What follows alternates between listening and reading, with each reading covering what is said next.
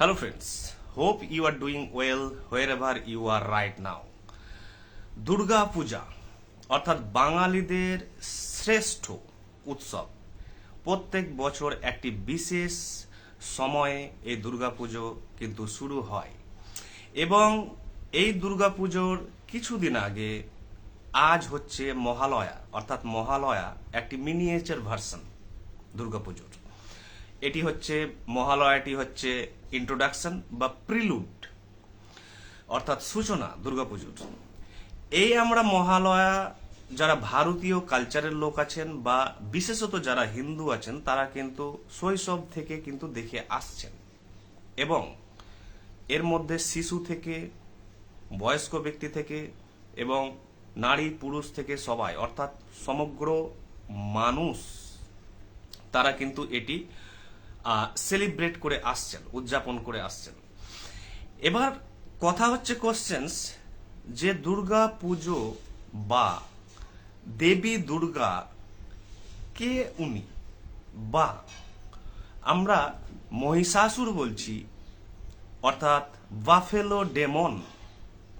মহিষাসুর কে, সেই অসুরই বা কে, এগুলো করে আমরা কি করব, এগুলো থেকে আমরা কি পাবো।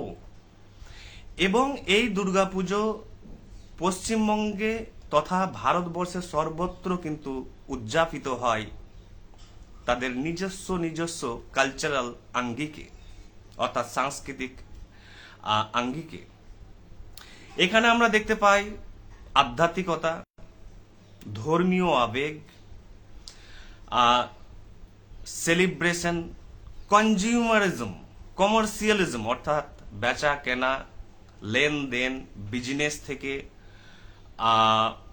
ভোগ থেকে, অর্থাৎ ভোগ বলতে এনজয়মেন্ট, কনজিউমারিজম।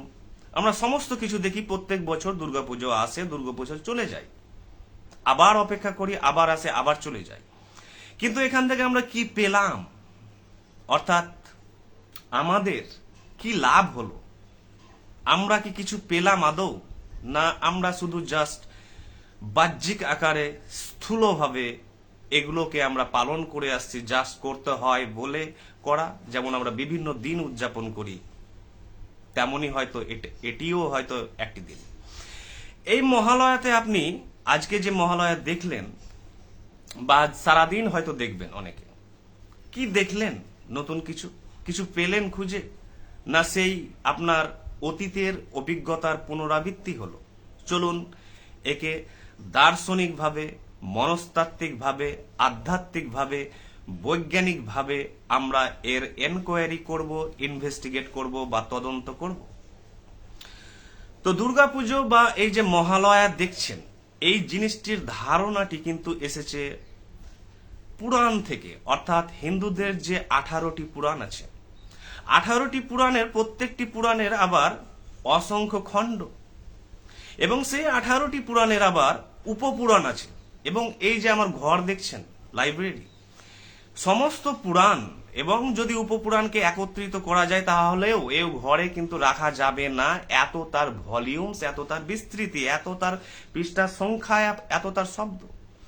তো এই পুরাণ থেকেই এসেছে কিন্তু দুর্গাপূজার ধারণা এবং এটি যুগে যুগে বিভিন্নভাবে অভিযোজিত হতে হতে হতে হতে হতে বিভিন্ন কালচারে ভারতীয়, অর্থাৎ 29টি যদি রাজ্য থাকে তো 29টি রাজ্যের কিন্তু এর কালচারাল প্যাটার্ন কিন্তু বিভিন্ন দেখতে পাবেন, রিলিজিয়াস প্যাটার্ন কিন্তু বিভিন্ন দেখতে পাবেন। এটা প্রাচীন ভারতবর্ষ থেকে হতে আছে। এবার কথা হচ্ছে আমরা দুর্গাপুজো পালন করব কেন, এখানে কি কিছু আছে বা আমাদের কি লাভ। তো এই যে মহালয়া দেখলাম, মহালয়াতে কি দেখছেন আপনি, যে মহিষাসুর অর্থাৎ বাফেলো ডেমন, অসুরা বা ডেমন, তিনি কিন্তু দীর্ঘ কঠোর তপস্যা করছেন এবং তিনি ব্রহ্মাকে খুশি করছেন, প্রফিসিয়েট করছেন, স্যাটিসফাই করছেন ওনার তপস্যার দ্বারা। ব্রহ্মা আসছেন এবং অসুরকে জিজ্ঞাসা করছেন যে তুমি কি চাও, তুমি যা চাইবে আমি তাই দেব। অসুর কিন্তু চাইছে অমরত্বের বরদান বা অমরত্বের ইমমর্টালিটির বুন, অমরত্ব চাইছে, অর্থাৎ আমি মরতে চাই না। এইখানে হচ্ছে ক্রুশিয়াল পয়েন্ট এবং খুব ইম্পর্টেন্ট জাংচার। ভালো করে লক্ষ্য করবেন এবং ভালো করে দেখবেন যে অসুর কি চাইছেন, ইমর্টালিটি, অমরত্ব, ডেথলেসনেস।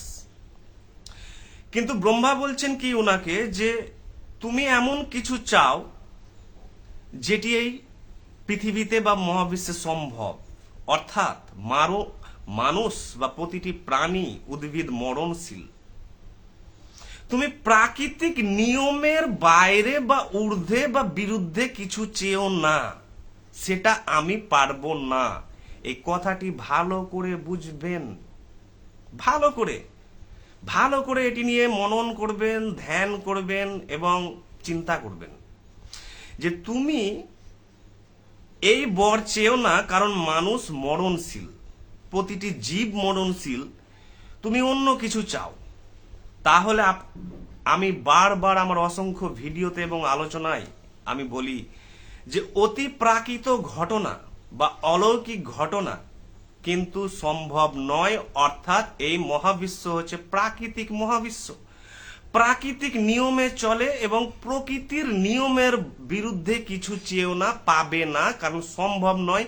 এমনকি সেই চরম সত্তা, যাকে আপনি হয়তো গড বলতে পারেন, ফিলোজফি দর্শন হয়তো তাকে বিং বলতে পারে, নন বিং বলতে পারে, এবং সায়েন্স তাকে ইউনিফাইড ফিল থিওরি বলতে পারে, অর থিওরি অফ এভরিথিং বলতে পারে। এই ট্রুথ এর বিরুদ্ধে চেয়েও না, কারণ এই সত্য, এই যে অব্যক্ত অদৃশ্য সত্য এবং যাকে আমি বলছি সত্তা, এসেন্স, এই সত্তা এবং সত্তার প্রকাশ, এই মহাবিশ্ব স্থূল, এরা কিন্তু naturally bound with each other, অর্থাৎ এরা প্রাকৃতিক নিয়মে সবাই বাঁধা। এরা, অর্থাৎ যাকে আমরা সর্বশক্তিমান বলছি, তিনিও কিন্তু প্রকৃতির নিয়মের বিরুদ্ধে বা বাইরে বা ঊর্ধ্বে কিছু করতে পারবেন না। বিধাতাও, অর্থাৎ যে অদৃশ্য শক্তিও কিন্তু এই ক্ষমতার বাইরে নয়, এই ক্ষমতা প্রাকৃতিক লয়ের মধ্যেই সে কিন্তু বাঁধা। তাহলে অসুরকে ব্রহ্মা বলছেন যে তুমি অমরত্ব চেয়েও না, কারণ এটি সম্ভব নয়। It is against the lodge of nature, অর্থাৎ এটা প্রকৃতির বিরুদ্ধে। তেমনি আপনি একটি বিখ্যাত বইয়ের নাম শুনে থাকবেন, দ্য অটোবায়োগ্রাফি অফ এ যোগী, অর্থাৎ পরমহংস যোগানন্দের, একজন বিখ্যাত আধ্যাত্মিক ব্যক্তি এবং দার্শনিক ব্যক্তি। উনিও কিন্তু বলেছিলেন, উনার অসংখ্য অলৌকিক ঘটনায় কিন্তু অনেকে বিশ্বাস করেছেন, কিন্তু তিনি কিন্তু বারবার বলেছেন যে এমন কিছু চেয়েও না তোমার প্রার্থনা, পুজো, ধ্যান বা আধ্যাত্মিকতা বা দর্শন বা বিজ্ঞানের যাত্রায় যেটা প্রকৃতির বিরুদ্ধে, অর্থাৎ প্রকৃতিতে হয় না, ঘটে না, এমন কিছু চেয়েও না। তাহলে দেখা যাচ্ছে যে প্রকৃতির বিরুদ্ধে আপনি যা চাইবেন কোনোদিনই সম্ভব নয়। অর্থাৎ ধরুন যে এই যে মাধ্যাকর্ষণ শক্তি আছে, গ্র্যাভিটেশন ফোর্স পৃথিবীতে, নিউটনের আবিষ্কার, সেই গ্র্যাভিটেশনের ফোর্সের বিরুদ্ধে আপনি কিছু কাজ করতে চাইছেন, বা আপনি চাইছেন যে প্রার্থনা বা পুজো বা ধ্যানের মাধ্যমে বা আধ্যাত্মিক বা যৌগিক ক্ষমতার মাধ্যমে এই মাধ্যাকর্ষণ শক্তির বিরুদ্ধে লড়তে চাইছেন, আপনি পারবেন না। কেন পারবেন না? কারণ এটা প্রাকৃতিক নিয়ম। এখানে মহাবিশ্বে যা কিছু ঘটছে, দৃশ্যমান অদৃশ্যমান, ব্যক্ত অব্যক্ত, তা সম্পূর্ণটাই হচ্ছে প্রাকৃতিক।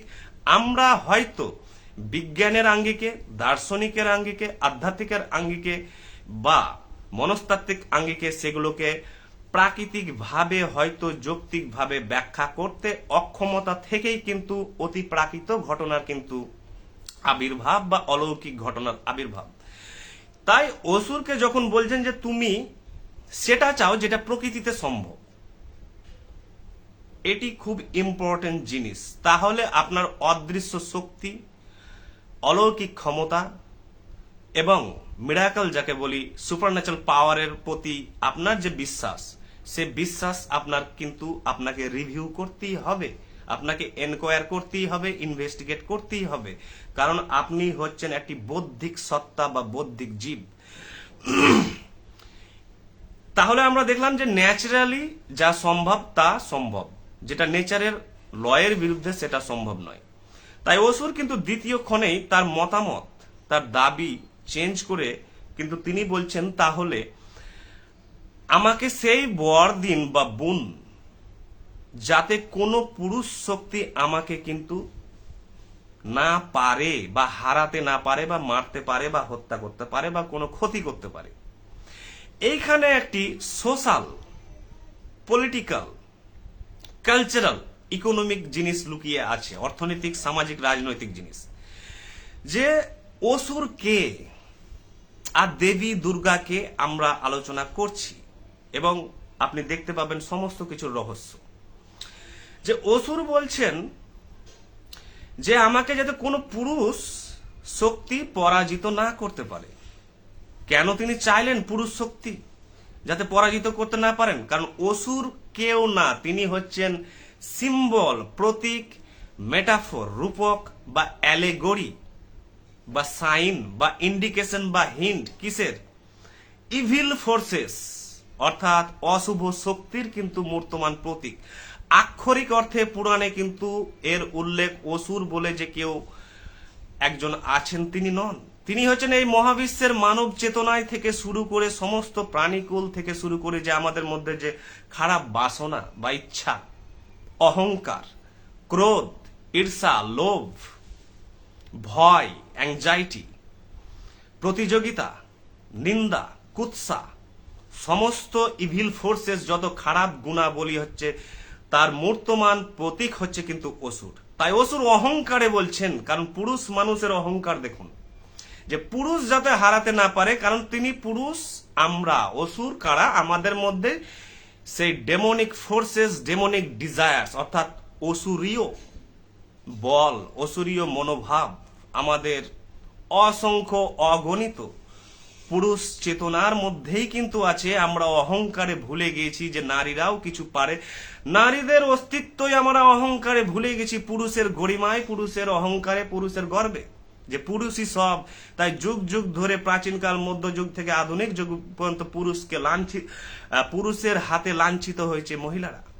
মহিলারা শোষিত, নিপীড়িত এবং পিছিয়ে আছে সর্বক্ষেত্রে সার্বিকভাবে। কারণ পুরুষ তার অহংকারে অসুরের মতো ভুলে গেছেন যে মেয়েরাও হয়তো এই সমাজের সদস্য, মেয়ে বলে কিছু সত্তা আছে।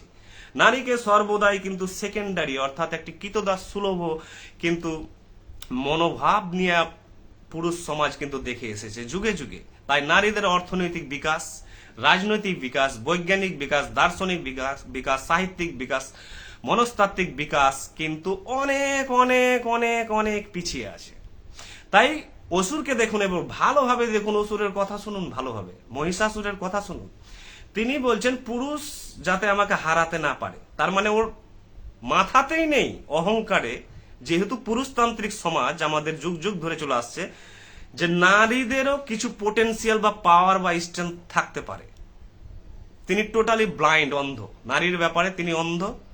তিনি নারীকে টোটালি রিজেক্ট করে দিয়েছেন যে সেখানে কোনো পসিবিলিটি থাকতে পারে। এটাই হচ্ছে আমাদের পুরুষের অহংকার বা দাম্ভিকতা, যে নারীদের কোনো ভূমিকা আছে তাকে অ্যাকনলেজ করতে হবে বা রিকগনাইজ করতে হবে। এইখান থেকেই শুরু হচ্ছে কিন্তু এই পুরাণের জায়গা থেকে ফেমিনিজমের কিন্তু আবির্ভাব ধারণার, অর্থাৎ নারীবাদের কিন্তু ভাবনার কিন্তু উন্মেষ ঘটছে এইখান থেকে। যে দেবী দুর্গা কে আর অসুর কে তাহলে, এবং দেবতারাই বা কারা? তাহলে চলুন এর সার্বিক মূল্যায়ন করা যাক। যে অসুর যে মুহূর্তে চাইলো, তিনি হচ্ছেন সিম্বল। কিসের সিম্বল? তিনি হচ্ছেন সমস্ত ইভিল, অর্থাৎ খারাপ বাসনা কামনার কিন্তু হচ্ছে তিনি মূর্তমান প্রতীক। দেবী দুর্গাকে, দেবী দুর্গা হচ্ছেন পজিটিভিটির সিম্বল, অর্থাৎ প্রতীক বা মেটাফোর বা অ্যালেগর, অর্থাৎ যত ইতিবাচক দিক আছে, জগৎ আছে, পজিটিভিটি, আমাদের কনফিডেন্স থেকে, আমাদের নৈতিকতা থেকে, আমাদের এথিক্স থেকে, আমাদের মনোবল থেকে শুরু করে যা পজিটিভ অ্যাট্রিবিউটস আছে, তার মূর্তমান প্রতীক হচ্ছেন দেবী দুর্গা। এবার শুরু হচ্ছে ফাইট। কার মধ্যে ফাইট শুরু হচ্ছে? অশুভ শক্তির সাথে কিন্তু শুভ শক্তির লড়াই। এই অশুভ শক্তি এবং শুভ শক্তি কিন্তু পাবেন একটি বিখ্যাত ধর্মগ্রন্থ আছে, যার নাম হচ্ছে কিন্তু জেন্দ আবেস্তা, পার্সিদের ধর্মগ্রন্থ। এবং এই পার্সিদের ধর্মগ্রন্থের প্রবক্তা হচ্ছেন জোরাস্টার অর্থাৎ জোরাথুস্ট্র। এই জোরাথুস্ট্রের দর্শন এবং আইডিয়াজকে প্রচন্ড পরিমাণে ভালোবাসতেন রবীন্দ্রনাথ ঠাকুর, এবং ওনার বইয়ে পাবেন, লেখনীতে পাবেন জোরাথুস্ট্রের কথা। তো জোরাথুস্ট্রের এখানে মেন জিনিসটি দেওয়া আছে, যেখান থেকে পরবর্তীকালে কিন্তু অন্যান্য ধর্মগ্রন্থের কিন্তু বিবর্তন হয়, ডেভেলপমেন্ট হয় বা এভলিউশন হয়। সেটি হচ্ছে evil forces versus positive forces, অর্থাৎ অশুভ শক্তির সাথে কিন্তু শুভ শক্তির কিন্তু লড়াইয়ের সংগ্রামই হচ্ছে আমাদের জীবন। এই ধর্মটি থেকেই কিন্তু জুডাইজম এবং ক্রিশ্চিয়ানিটি কিন্তু আসছে, যেখানে আপনি বাইবেলে পাচ্ছেন গড এবং এর বিপক্ষে পাচ্ছেন স্যাটান। তাহলে গড কি? গড হচ্ছে পজিটিভ ফোর্সেস এবং স্যাটানকে নেগেটিভ ফোর্সেস। সেটি কিন্তু জোরাথুস্ট্রেরই কিন্তু আইডিয়াস, কালচারালি, রিলিজিয়াসলি কিন্তু হিস্টোরিক্যালি বিবর্তিত হতে হতে সেখানে কিন্তু গিয়ে পৌঁছায়। তাই দেবী দুর্গাকে, দেবী দুর্গা হচ্ছে গডেস, দেবী বা গড, আর অসুর হচ্ছেন স্যাটান, লড়াই। এই জিনিসটির জন্ম কিভাবে হয়? অর্থাৎ যখন দেখবেন সমাজে আমরা সর্বদা ব্যক্তিগত স্তরে এবং সার্বিক স্তরে আমাদের লড়াই চলছে, কিন্তু সর্বদা আমাদের বিবেকের বিবাদ, মনস্তাত্ত্বিক বিবাদ থেকে শুরু করে যে আমাদের ইনার কনফ্লিক্ট চলছে দুটোর মধ্যে, সর্বদা দুটোর মধ্যে অনন্ত ধারাবাহিক নিরবিচ্ছিন্নভাবে সংগ্রাম চলছে, struggle, evil versus positive, positive versus negative, নেতিবাচক আর ইতিবাচকের লড়াই কনস্ট্যান্ট, যে এটা ঠিক না ভুল, রাইট না রং, রাইট না রং, পাপ না পুণ্য, পাপ না পুণ্য, পবিত্র না অপবিত্র। এই হচ্ছে কনস্ট্যান্ট লড়াই, যেটি হচ্ছে পুরোপুরি সাইকোলজিক্যাল এবং মনস্তাত্ত্বিক, যেটি জেদ আবেস্তায় আমরা দেখতে পাই। দুর্দান্ত ভাবে কিন্তু জরাথুস্ট্র কিন্তু তুলে ধরেছেন, এবং সেটি কিন্তু পরে মূর্তমান অর্থাৎ কংক্রিট রূপে কিন্তু বিভিন্ন ধর্মগ্রন্থে প্রবেশ করে গেল। সেটি হচ্ছে ধরুন বাইবেলে আপনি দেখতে পাবেন যে স্যাটান এবং গড ভার্সেস লড়াই। এবং এই দেবী দুর্গা কোথা থেকে এলেন, পুরাণে এর ব্যাখ্যা কি, এবং পুরাণের এই দেবী দুর্গার অর্থাৎ যে গল্পটি বা স্টোরিটি দেখছেন, পুরাণের সমস্ত গল্প অর্থাৎ সম্পূর্ণ আক্ষরিক নয়। আপনি যদি লিটারেলি রিয়ালিস্টিক্যালি নেন, তাহলে আপনি আবার সত্য থেকে কিন্তু অনেক দূর পথে চলে যাবেন, যেমন যুগ যুগ ধরে মানব জগৎ আছে। পুরাণ কিন্তু সম্পূর্ণ সিম্বলিক, সিম্বলিজমে ভর্তি, অর্থাৎ প্রতীকী, অ্যালেগরিক্যাল এবং মেটাফরিক্যাল। এইখানে দেবী দুর্গা এবং কে দেখছি যে তিনি সৃষ্ট হচ্ছেন কার দ্বারা? অসংখ্য দেবতাদের কিন্তু ডিভাইন এনার্জির দ্বারা, অর্থাৎ পজিটিভ ফোর্সেসের দ্বারা। অর্থাৎ সমগ্র দেবতা যখন অতিষ্ঠ হয়ে যাচ্ছেন সেই মহিষাসুরের আক্রমণে, অত্যাচারে, তখন তারা সমস্ত দেবতারা, ডিভাইন এনার্জিরা একত্রিত হচ্ছেন, এবং তাদের একত্রিত পজিটিভ ফোর্সেস থেকে সৃষ্টি হচ্ছেন কিন্তু দেবী দুর্গা, যেটি কার্ল মার্কসের ফিলোসফি যদি একটু না শুনেন তাহলে বা না পড়েন, তাহলে কিন্তু এর পরিষ্কার ধারণা কিন্তু আপনি পাবেন না। কার্ল মার্কস হচ্ছে কার সন্তান বা কার শিষ্য? দার্শনিক হেগেলের। অর্থাৎ হেগেল যদি না থাকতো তাহলে কার্ল মার্কসের জন্মই হতো না।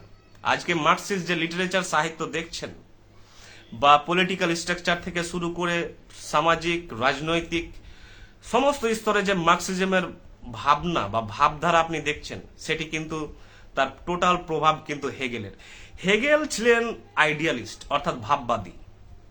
তিনি বলেছিলেন তার দার্শনিক ইনভেস্টিগেশনের মাধ্যমে যে এই জগৎ হচ্ছে চেতনার ফল বা মনের ফল বা ধারণার ফল। অর্থাৎ যেই মহাবিশ্বকে আমরা যেমন ভাবে দেখছি, তেমন ভাবেই কিন্তু আমরা এর রিয়েলিটিকে শেপ করছি, মোল্ড করছি। অর্থাৎ আপনি এই মহাবিশ্ব হচ্ছে আপনার চেতনা বা মনের প্রতিফলন মাত্র। আপনি দেখছেন এইভাবে, তাই এইরকম মনে হচ্ছে। আপনি যা দেখতে চাইবেন এই মহাবিশ্বে তাই দেখতে পাবেন। কারণ আমাদের সাবকনসিয়াস যে ইনফরমেশন ডেটা আছে তার মাধ্যমেই আমরা কিন্তু আকাশ বাতাস মেঘ থেকে পদার্থ থেকে শুরু করে আমরা দেখি এবং সেইভাবে পূর্ব অভিজ্ঞতা দিয়ে আমরা কিন্তু সমস্ত কিছুকে সেভ করি, অর্থাৎ আমরা কনস্ট্রাক্ট করি, তৈরি করি আমাদের রিয়েলিটি, বাস্তবতা। এইটি হচ্ছে মেন আইডিয়া যে আইডিয়ালিজমের। কার্ল মার্কস দেখলেন যখন হেগেল পড়লেন দর্শন, তিনি দেখলেন যে এবং তিনি বললেন যে হেগেলের দর্শন হেড ডাউন করে দাঁড়িয়ে আছে, অর্থাৎ যে চেতনার ফল হচ্ছে, চেতনার প্রতিফলন হচ্ছে এই মহাবিশ্ব, এই কথাটি হচ্ছে হেগেলের। এইটিকে কার্ল মার্কস বললেন যে হেড ডাউন করে দাঁড়িয়ে আছে, অর্থাৎ মাথার ভরে তার থিওরি দাঁড়িয়ে আছে কোনো মানুষ, অর্থাৎ মাথা নিচে আছে আর পা ওপরে। তাই কার্ল মার্কস বললেন যে আমি এটিকে হেড আপ করে দেব, অর্থাৎ হেড ডাউনকে আপ করে দেব। অর্থাৎ যদি আপ করা যায় তাহলেই পৃথিবীতে এবং সমাজে আসবে বিশাল পরিবর্তন। সেটি হলো যে ওনার যে matter is the creator of ideas or consciousness, এটি হচ্ছে কার্ল মার্কসের আইডিয়া। অর্থাৎ পদার্থ বা এই মহাবিশ্ব, এই জড় জগৎই হচ্ছে কিন্তু, এবং আমাদের ব্রেন হচ্ছে কিন্তু চেতনার কারণ। চেতনার কারণ ব্রেন নয়, ব্রেনের কারণ হচ্ছে চেতনা। এটি আপনাকে একটু ডিটেলে পড়তে হবে। এই জায়গাটি থেকে তিনি আবিষ্কার করলেন থিসিস, অ্যান্টিথেসিস এবং সিনথেসিস, এবং এই মহালয়া দেবী দুর্গা থেকে আমরা কিভাবে দেখব এটিকে। থিসিস হচ্ছে ধরুন অ্যান্টিথেসিস এবং সিনথেসিস। অ্যান্টিথেসিস হচ্ছে ইভিল ফোর্সেস, অর্থাৎ অসুর। থিসিস হচ্ছে দেবী দুর্গা, অর্থাৎ গড বা পজিটিভ ফোর্সেস, সিম্বলিক পাওয়ার। এই লড়াইটি থিসিস অ্যান্টিথিসিস, ইভিল এবং পজিটিভ পাওয়ার, গড এবং স্যাটার্ন, এই লড়াইটি হচ্ছে মানবীয় জগতের, মহাবিশ্বের কিন্তু অনন্ত ধারাবাহিক নিরবিচ্ছিন্ন লড়াই, কনস্ট্যান্ট অবিরাম ঘটে চলেছে সাইকোলজিক্যালি এবং ম্যাটেরিয়ালিও অবশ্যই, অর্থাৎ পদার্থের জগতেও ঘটছে কিন্তু, যে ম্যাটার অ্যান্টি ম্যাটার এর যে ইন্টারাকশন এবং সেখান থেকে ধরুন অর্ডারের তৈরি, বিন্যাসের তৈরি, শৃঙ্খলার তৈরি এই জগতে। এবার এই যে জোরাস্টার অর্থাৎ জরাথুস্টের যে মেন টিনেট, অর্থাৎ evil versus God, positive versus ইভিলের লড়াই, অর্থাৎ ইতিবাচক এবং নেতিবাচকের লড়াই, কার্ল মার্কসের থিসিস অ্যান্টিথিসিসের লড়াই, এবং এই লড়াই থেকে যেটার জন্ম হয় সেটার জন্ম হয় শৃঙ্খলার, অর্ডারের, লয়ের, আইনের, বিন্যাসের, শান্তি এবং সুখের। সেটাকে বলছেন কার্ল মার্কস ডায়ালেকটিক প্রসেসে সিনথেসিস। অর্থাৎ এবার দেখুন যে তাহলে ইভিল ফোর্সেসকে হিটলার ধরে নেন, হিটলার ইভিল ফোর্সেস এসছেন, তিনি সমগ্র পৃথিবীকে ধ্বংস করে দেবেন, অর্থাৎ হিটলার হচ্ছে অসুর, এবং গোটা ওয়ার্ল্ড ইউনাইট হলেন হিটলারের বিরুদ্ধে। সেটা কি অ্যান্টিথেসিস, থিসিস। অ্যান্টিথেসিসকে অ্যান্টিথেসিস হচ্ছে যে যে হিটলারের বিরুদ্ধে যে থিসিস এলো, সমস্ত পজিটিভ ফোর্সেস, এবং হিটলারকে পরাজিত করলো, ধ্বংস করলো। তেমনি হচ্ছে দেবী দুর্গা হচ্ছে total United force of the world, যেটা হচ্ছে পজিটিভ ফোর্সেস, এবং এই যত দেবতা আছে সবগুলো হচ্ছে পজিটিভ ফোর্সেস, এবং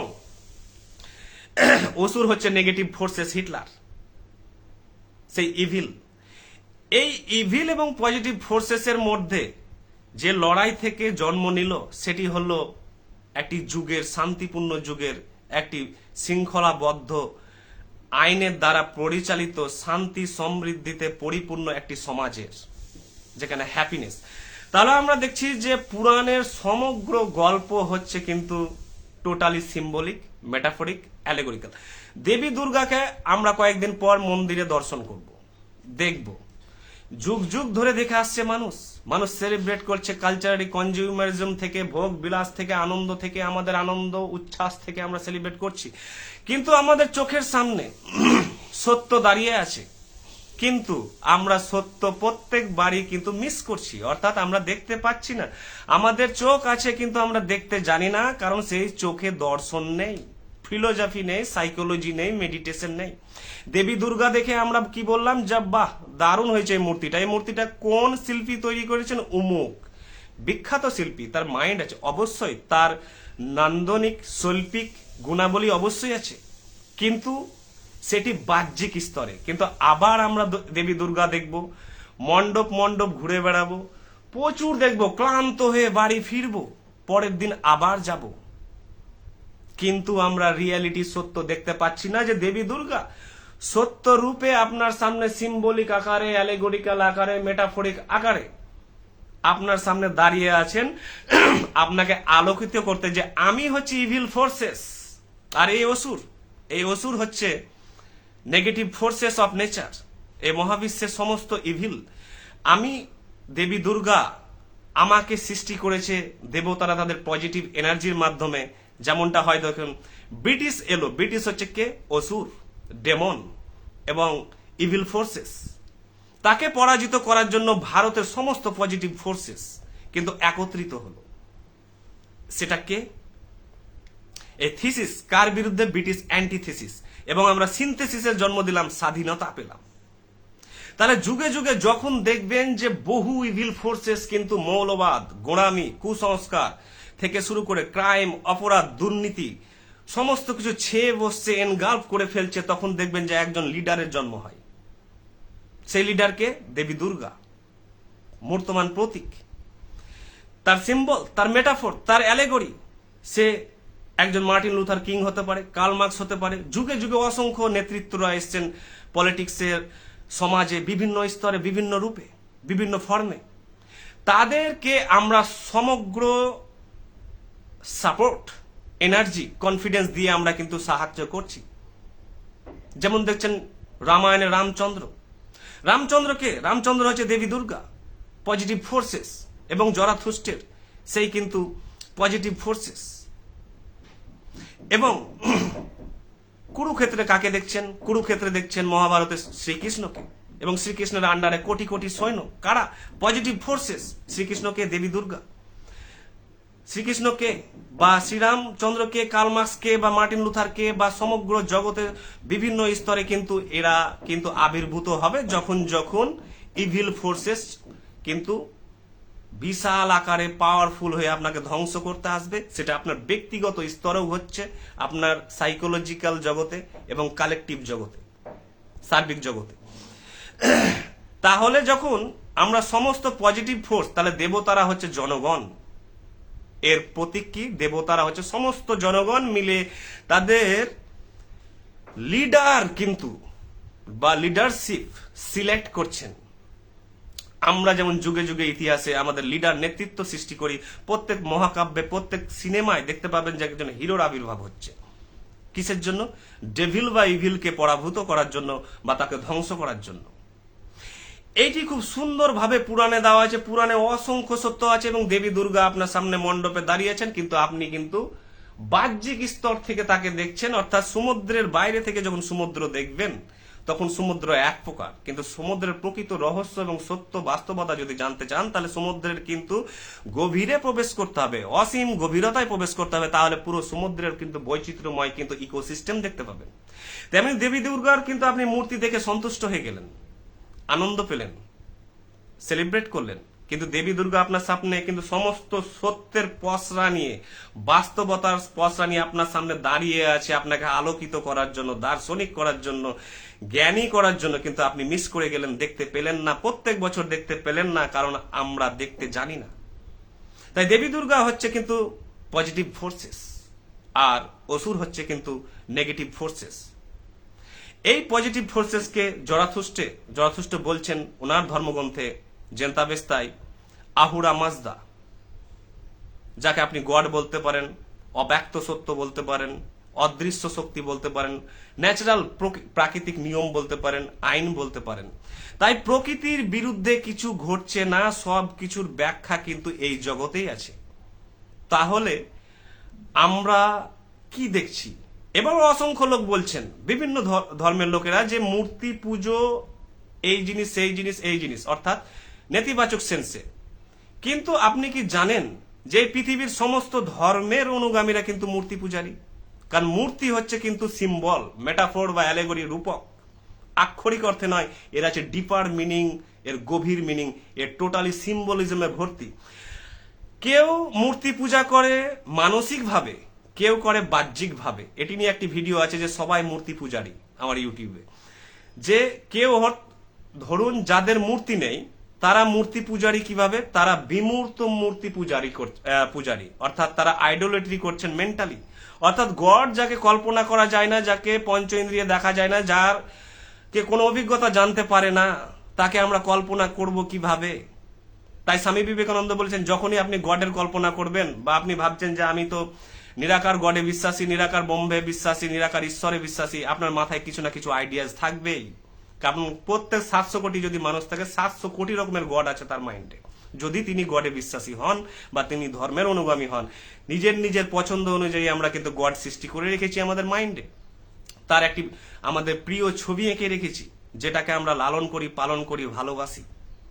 সেটি হচ্ছে বিমূর্ত আইডোলেট্রি, অর্থাৎ বিমূর্ত মূর্তি পূজা, অর্থাৎ অ্যাবস্ট্রাক্ট আইডোলেট্রি। একই জিনিস, কেউ কংক্রিট আইডোলেট্রি করছে, কেউ বাহ্যিক ভাবে মূর্তি পুজো করছে, সেটা। আর মনস্তাত্ত্বিক মূর্তি পুজো, অর্থাৎ ছবি এঁকে যাকে আমরা সেবা করছি গড ভেবে, সেটাও মূর্তি পুজো। তাই উপনিষদে বলছে যে মূর্তি পুজো হচ্ছে পুজো, নট মূর্তি পুজো। পুজো হচ্ছে থার্ড স্টেজ, অর্থাৎ নিম্ন তৃতীয় স্টেজ। তার উপরে হচ্ছে প্রার্থনা এবং তার সর্বোচ্চ হচ্ছে ধ্যান, মেডিটেশন।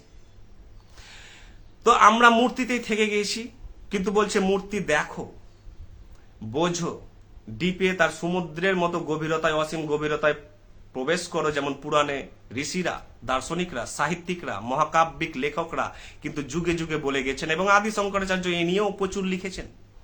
কিন্তু আমরা বাহ্যিক স্থূল জগতেই থেকে গিয়েছি। আমরা দর্শনের জগতে, ধ্যানের জগতে, মননের জগতে, নীরবতার জগতে, মনস্তাত্ত্বিক জগতে আমরা প্রবেশ করিনি। তাই আমাদের এই সাফারিং এর কারণ, যন্ত্রণার কারণ। তাই মূর্তি পুজো বা খারাপ ভালোর প্রশ্নই আসে না। মূর্তি হচ্ছে একটি শিল্প, আর্ট, এস্থেটিক ব্যাপার, আর্টিস্টিক ব্যাপার, যেটা যুগ যুগ ধরে চলে আসছে। সেটা শিল্প, সাহিত্য থেকে শুরু করে সমস্ত জায়গাতে আছে। এবং কেউ যদি মনে করেন যে আমি মূর্তি পুজোর বিরুদ্ধে, অবশ্যই আপনার চয়েস থাকতে পারে, কারণ আপনি মূর্তিতে সত্য খুঁজতে জানেন না। আপনি বড় শিল্পী নন, আপনি বড় সাহিত্যিক নন, আপনি বড় পাঠক নন, আপনি বড় দার্শনিক নন, আপনি বড় দ্রষ্টা নন। তাই মূর্তির বাইরেই থেকে গেলেন। কিন্তু আপনি কি জানেন যে আপনার মূর্তি তৈরি করা আছে সেই গডের, সেই ব্রহ্মের, সেই অব্যক্ত সত্যের মনের মধ্যে। মনের মধ্যে ছবি এঁকে রেখেছেন, যার পুজো কনস্ট্যান্ট করে যাচ্ছেন, প্রেয়ার করে যাচ্ছেন। তাই আপনিও আইডোলেটার্স, আপনিও মূর্তি পূজারী। মূর্তি পূজারী নেই এমন কেউ নেই। সেটা বিমূর্ত আকারে মনস্তাত্ত্বিক ভাবে সে করছে ছবি এঁকে, আর কেউ বাহ্যিক ভাবে।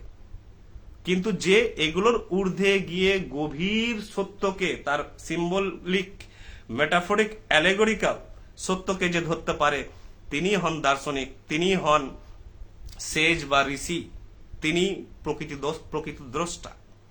তাই আমরা এখান থেকে দেখুন যে কার্ল মার্কসের থিসিস, অ্যান্টিথিসিস, সিনথেসিস পড়ুন। দেবী দুর্গার অসুরকে ইভিল ফোর্সেস সিম্বলিজম হিসাবে দেখুন। দেবী দুর্গা হচ্ছে পজিটিভ ফোর্সেস, এবং জোরাস্ট্রিয়ানিজমের হচ্ছে ইভিল ভার্সেস পজিটিভ ফোর্সেস।